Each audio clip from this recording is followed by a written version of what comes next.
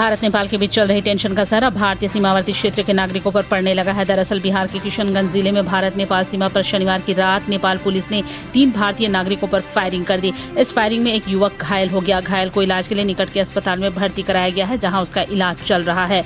मिली जानकारी के मुताबिक किशनगंज जिले के टेढ़ागाछ प्रखंड के फतेहपुर थाना स्थित भारत नेपाल सीमा पर 9 मिन्स लैंड पर शनिवार की रात नेपाल पुलिस ने 3 भारतीय नागरिकों पर 3 फायरिंग कर दी, जिसमें एक युवक घायल हो गया। घायल युवक को आनन फानन में इलाज के लिए प्राथमिक स्वास्थ्य केंद्र टेढ़ागाछ लाया गया था, फिर उसे बेहतर इलाज के लिए पूर्णिया रेफर किया गया। घायल युवक की हालत गंभीर बताई जा रही है।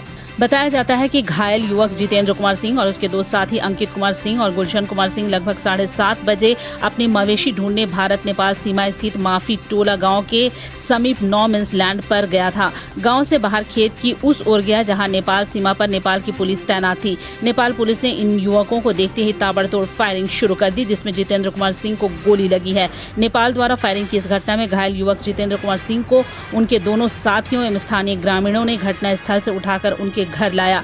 किशनगंज के एसपी कुमार आशीष ने बताया कि नेपाल पुलिस द्वारा किशनगंज में भारत नेपाल सीमा के पास 3 भारतीय लोगों पर फायरिंग की गई। नेपाल पुलिस की फायरिंग में एक भारतीय घायल हो गया। घायल को अस्पताल में भर्ती कराया गया है। उन्होंने कहा कि घटना के बाद से स्थानीय पुलिस और एसएसबी अधिकारी मौके पर कैंप कर रहे हैं। इस घटना को लेकर पूरे मामले पर पुलिस की नजर बनी हुई है। कोयला वाले घरों को रोशन तो करते हैं, बच्चों का भविष्य भी संवारते हैं।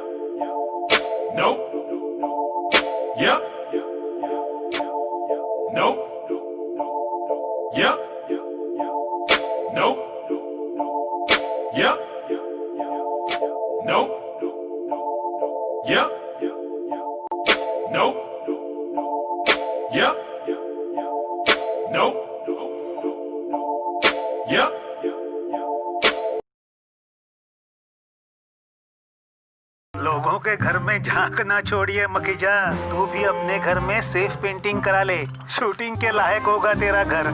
Asian paints safe painting service. Missed call दें 8050480504 पे।